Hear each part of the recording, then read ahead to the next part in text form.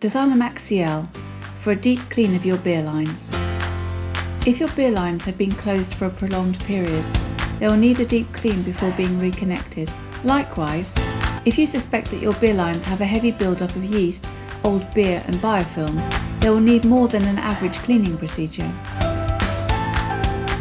Poor line hygiene directly affects beer quality and yield, and can have a knock-on effect on customer satisfaction and even staff retention. Basically, if something exceptional has happened to create the problem, you'll need something exceptional to solve it too. Number 1. Introducing Desana Max CL Beer Line Cleaner.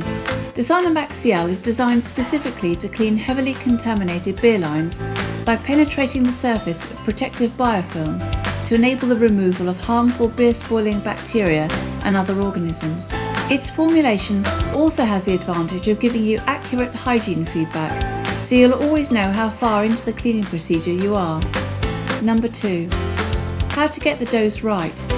It's important that any beer line chemical is used with the correct dosage to get the best results.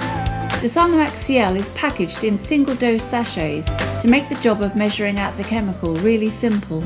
A 70-gram sachet makes up 9 to 10 litres of cleaning solution, so 5 sachets will fill a 50-litre container. Never use more than the recommended dosage. Number 3. Mixing chemical the right way. Firstly, ensure PPE is worn when handling chemicals. To open a sachet, fold the end over at the nick, crease and then tear, holding the sachet away from you. Always add chemical into water.